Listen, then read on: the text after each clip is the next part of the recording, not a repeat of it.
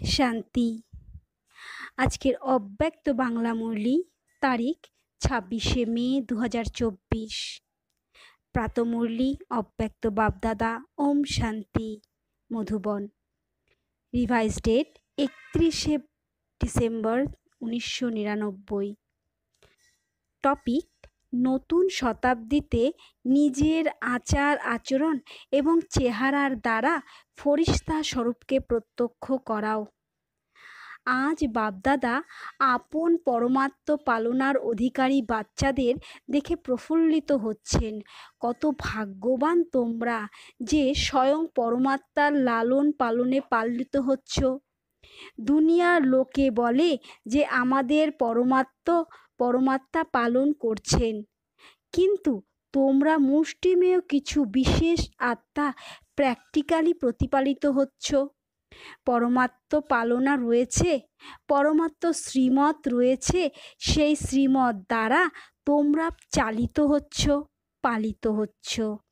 নিজেকে এমন বিশেষ আত্মা অনুভব করো।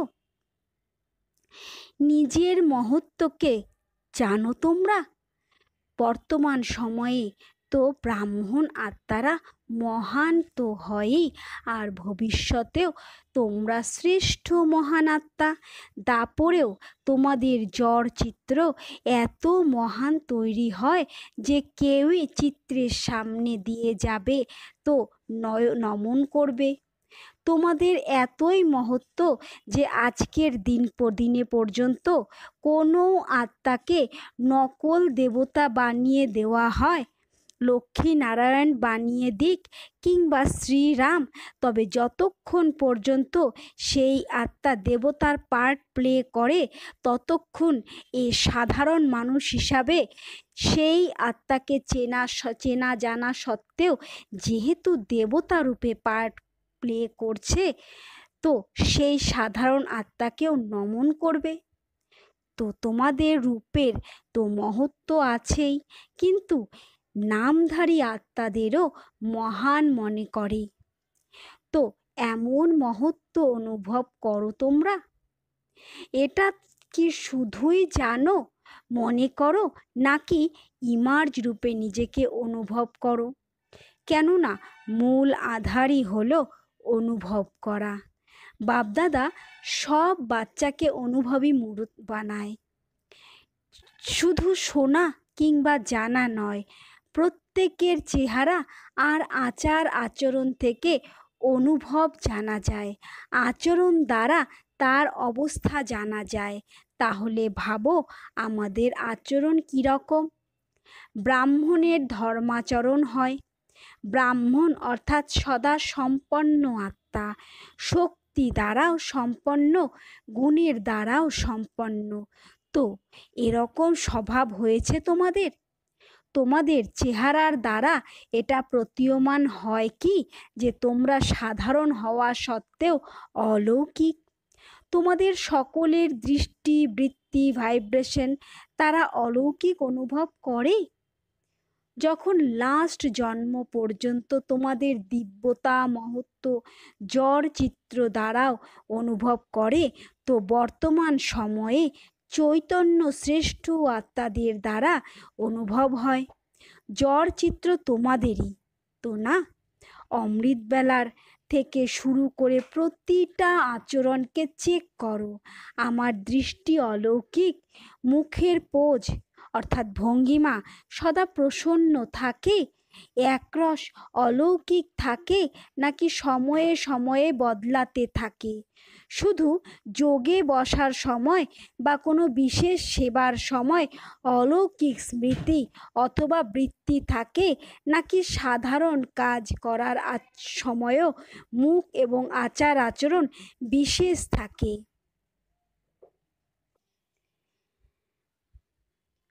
কাজকর্মে তোমরা খুব বিজি, কোনো চাঞ্চল্যকর বিষয় সামনে উপস্থিত হয়েছে, কিন্তু এমতাবস্থায় তোমাকে যদি কেউ দেখে তোমাকে অলৌকিক মনে করবে। তো চেক করো তোমাদের কথাবার্তায় শিষ্টাচার, মুখ সাধারণ কার্যেও স্বতন্ত্র অথচ প্রিয় অনুভব হয়। কোনো সময় হঠাৎ যদি কোনো আত্মা তোমার সামনে এসে যায়, তবে তোমার ভাইব্রেশনের দ্বারা কথাবার্তায় এটা মনে করে কি যে ইনি অলৌকিক ফেরেশতা। কেননা আজকের দিন সঙ্গমের দিন, পুরনো চলে যাচ্ছে, নতুন আসছে। তাহলে কি নবীনত্ব বিশ্বের সামনে প্রতীয়মান হবে? ভিতরে স্মরণ থাকে বা মনে করে সেটা আলাদা বিষয়, কিন্তু স্থাপনের সময়কে ভাবো।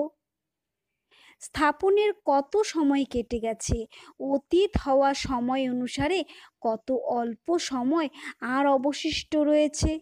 তো অনুভব কি হওয়া উচিত? বাপদাদা জানেন যে অনেক ভালো ভালো পুরুষার্থ করছে, উড়ছেও, কিন্তু বাপদাদাই একবিংশ শতাব্দীতে নবীনত্ব দেখতে চান। এক সবাই ভালো, বিশেষও, মহানও তোমরা, কিন্তু বাবার প্রত্যক্ষতার আধার হলো সাধারণ কার্যে থেকেও ফেরেশতা ভাব আর গতি হতে হবে। বাপদাদা এটা দেখতে চান না যে পরিস্থিতি এমন ছিল, কাজ এমন ছিল, সার্কামস্ট্যান্সেস এমন ছিল, সমস্যা এমন ছিল, সেই জন্য সাধারণ হয়ে গেছে। ফেরেশতা স্বরূপ অর্থাৎ স্মৃতি স্বরূপ হবে সাকার রূপে। এটা শুধু তোমাদের বিচার বুদ্ধির বা স্মৃতির লক্ষ্য সন্ধান নয়, স্বরূপ হতে হবে। এরকম পরিবর্তন যে কোনো সময়, যে কোনো অবস্থায় অলৌকিক স্বরূপ অনুভব হওয়া উচিত। এই রকম হয় নাকি অল্প স্বল্প বদলায়? যেমন পরিস্থিতি নিজের স্বরূপ তেমন বানিও না। পরিস্থিতি তোমাকে কেন বদলাবে? তোমরা পরিস্থিতিকে বদলাও। বল তোমাদের বদলাবে নাকি তোমরা বল বদলাবে? পরিবর্তন কাকে বলে? প্র্যাকটিক্যাল লাইফের স্যাম্পল কাকে বলা হয়ে থাকে? যেমন সময়, যেমন সার্কামস্ট্যান্স, সেই রকম স্বরূপ হবে, এটা তো সাধারণ লোকেরও হয়। কিন্তু ফেরেশতা অর্থাৎ যা কিছু পুরনো কিংবা সাধারণ, তার ভাব গতিরও ঊর্ধ্বে হবে। এখন তোমাদের টপিক আছে না সময়ের আওয়াজ। তো তোমরা সব বিশেষ মহান আত্মার প্রতি এটাই এখন সব সময়ের আওয়াজ। এখন ফেরেশতা অর্থাৎ অলৌকিক জীবন যেন স্বরূপে প্রতীয়মান হয়। এটা কি হতে পারে? টিচাররা বলো, হতে পারে? কবে হবে? যদি হতে পারে তো খুব ভালো ব্যাপার, তাই না? কবে হবে? 1 বছর দরকার? 2000 সাল পুরনো হয়ে যাবে? যারা মনে করে কিছু সময় তো দরকার, আচ্ছা 1 বছর নয়তো 6 মাস, 6 মাস নয়তো 3 মাস দরকার? এতে কেউ হাত তুলছে না। তোমাদের স্লোগান কি মনে আছে তোমাদের? এখন নয় তো কখনো নয়। এই স্লোগান কার? ব্রাহ্মণের নাকি দেবতাদের? ব্রাহ্মণেরই তো, না? এই এই নতুন শতাব্দীতে বাপদাদা এটাই দেখতে চান যে যা কিছু হয়ে যাক, কিন্তু অলৌকিকতা যেন না যায়। তার জন্য 4টে বিষয়ে অ্যাটেনশন রাখতে হবে। সেগুলো কি? কোনো নতুন বিষয় নয়, পুরনো, শুধু রিভাইজ করাচ্ছে। প্রথমত শুভ চিন্তক, দ্বিতীয়ত শুভ চিন্তন, তৃতীয়ত শুভ ভাবনা। এই ভাবনা নয় যে এ বদলে গেলে আমিও বদলে যাব, তার প্রতিও শুভ ভাবনা, আর নিজের প্রতিও শুভ ভাবনা। এবং চতুর্থত শুভ শ্রেষ্ঠ বুদ্ধি আর শুভ শ্রেষ্ঠ স্মৃতি আর স্বরূপ। শুধু একটা শুভ শব্দ স্মরণ করে নাও, এতে 4টে বিষয়ই এসে যাবে। কেবল আমাদের সবার মধ্যে শুভ শব্দ স্মৃতিতে রাখতে হবে। এটা তো অনেকবারই তোমরা শুনেছ, বলাও হয়েছে অনেকবার। এখন স্বরূপে আনতে আরও অ্যাটেনশন রাখতে হবে। বাপদাদা জানেন যে তৈরি তো এদেরকেই হতে হবে। তাছাড়া যারা আসে তারা সাকার রূপে তো তোমাদেরই দেখে। আজ বছরের শেষ দিন, তাই তাই তো না? তো বাপদাদা মেজরিটি বাচ্চাদের সারা বছরের পোতামেল দেখছেন। কি দেখে থাকবেন? মুখ্য একটা কারণ দেখছেন। বাপদাদা দেখছেন যে সমাধান আর অন্তর্লীন করার শক্তি কম। সমাধান করেও বিপরীত দেখা, শোনা, ভাবা যা অতীত হয়েছে তাও সমাধান করে নেয়। কিন্তু যেমন তোমরা বলে থাকো যে এ হলো কনসিয়াস আর আরেক হলো সাবকনসাস। সমাধান করে কিন্তু মনের প্লেট বলো, স্লেট বলো, কাগজ বলো, যা কিছু বলো, সম্পূর্ণ সমাধান করো না। কেন সমাধান করতে পারো না? তার কারণ হলো অন্তর্লীন করার শক্তি পাওয়ারফুল নয়। সময় অনুসারে অন্তর্লীন করেও নাও, কিন্তু সময়ের সঙ্গে সঙ্গে আবার বেরিয়ে আসে। সেই জন্য যে চারটে শব্দ বাপদাদা বলেছেন সেই অনুসারে তোমরা সদা চালিত হও না।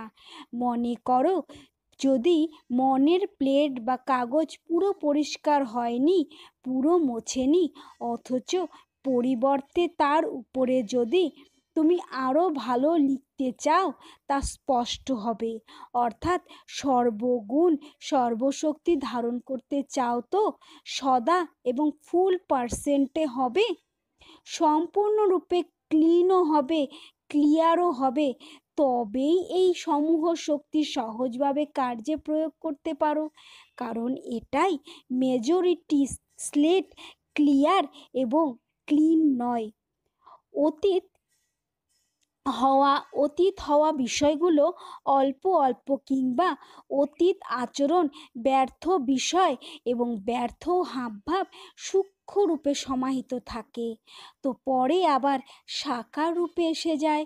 সুতরাং সময় অনুসারে আগে চেক করো, নিজেকে চেক করবে, অন্যকে চেক করতে শুরু করে দিও না।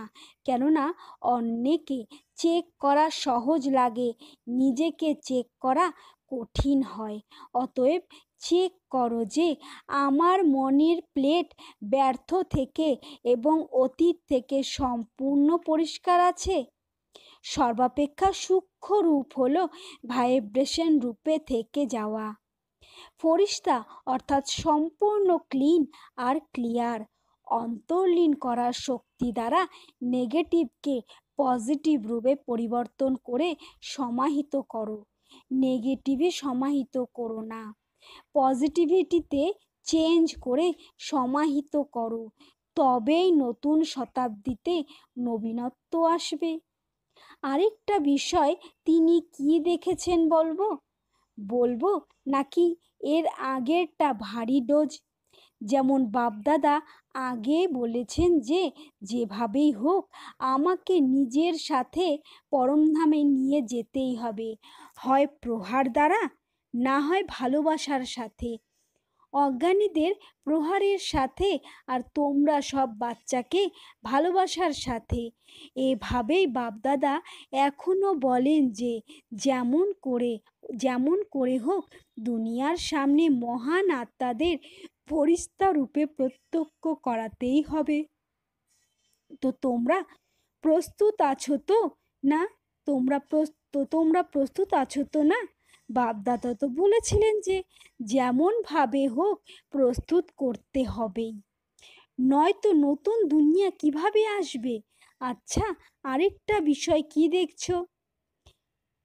বছরের শেষ তো না?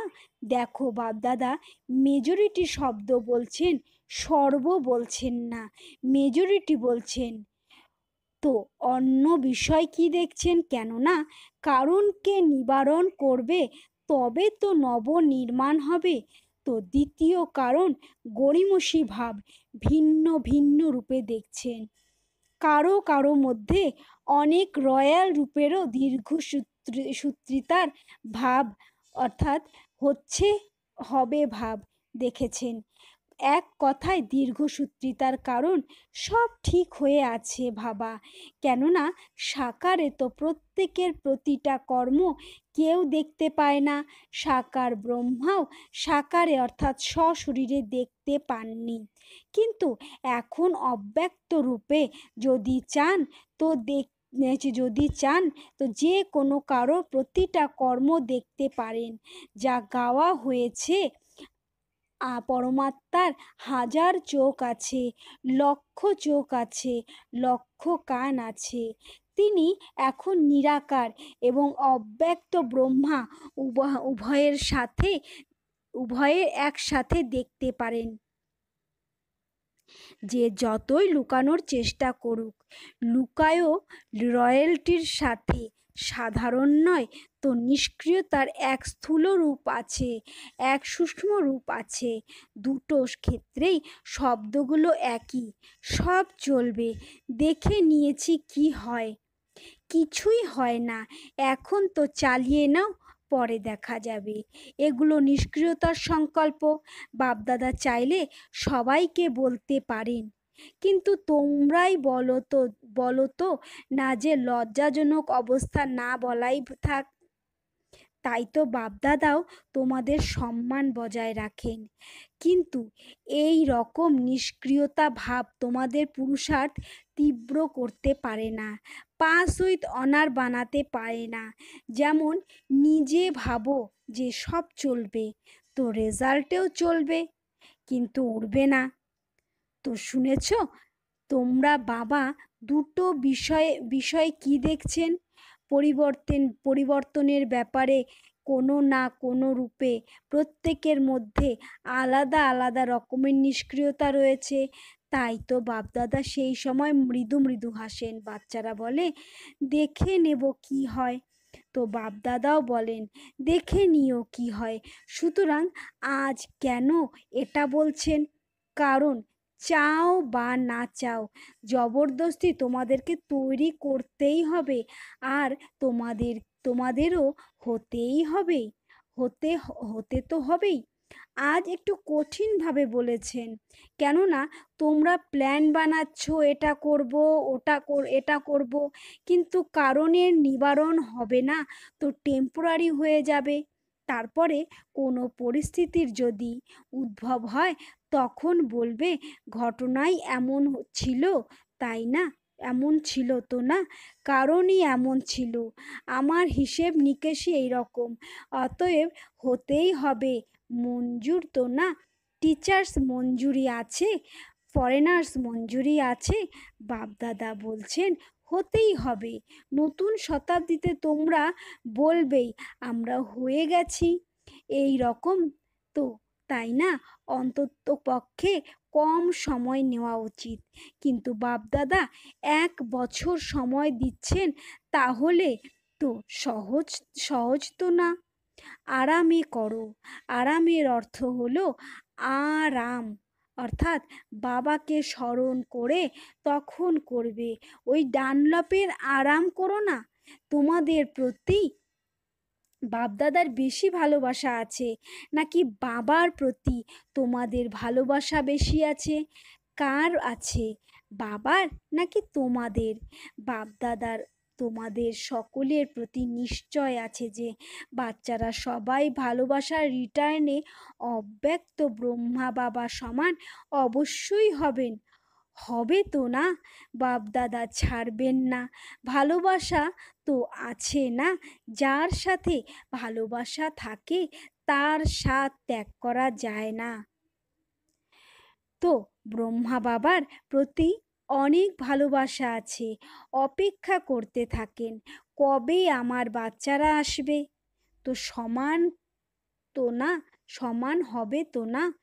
ব্রহ্মা বাবার এক আধ্যাত্মিক বার্তালাপ শোনাচ্ছি। এখন 18ই জানুয়ারি আসতেই চলেছে, তাই না? ব্রহ্মা বাবা শিব বাবাকে বলেন যে আপনি বাচ্চাদের দ্বারা ডেট ফিক্সড করান, আমি কতদিন অপেক্ষা করব, এই ডেট ফিক্সড করান। তো শিব বাবা কি বলবেন? মৃদু মৃদু হাসেন। বাপদাদা তবুও বলেন বাচ্চারাই ডেট ফিক্সড করবে, বাপদাদা করবে না। তাই তো বাপদাদা খুব স্মরণ করেন। তো ডেট ফিক্স করবে? নতুন বছরে এই সমান হওয়ার দৃঢ় সংকল্প করো। লক্ষ্য রাখো যে আমাকে ফরিস্তা হতেই হবে। এখন পুরনো বিষয়গুলো সমাপ্ত করো। নিজের অনাদি এবং আদি সংস্কার সমূহ ইমার্জ করো। স্মৃতিতে রাখো, ঘুরতে ফিরতে আমি বাবা সমান ফরিস্তা। আমার পুরনো সংস্কারের সাথে, পুরনো সমস্ত বিষয়ের সাথে কোনো সম্পর্ক নেই। বুঝেছ? পরিবর্তনের এই সংকল্পের জল দিতে থাকো। বীজের যেমন জল চাই, রোদ্দুরও চাই, তবেই ফল বের হয়। তো এই সংকল্পকে, বীজকে স্মৃতির জল আর রোদ দিতে থাকো। বারবার রিভাইজ করো, বাপদাদার কাছে আমার প্রতিজ্ঞা কি?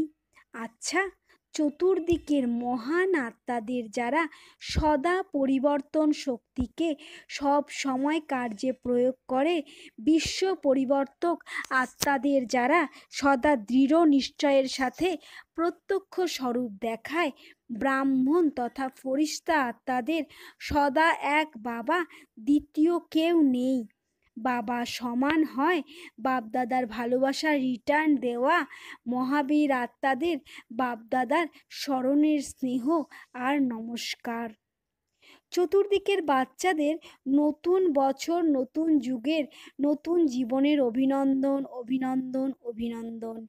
এই নতুন বছরে ব্রহ্মা বাবা দ্বারা উচ্চারিত মহাবাক্য সদা স্মরণে রেখো।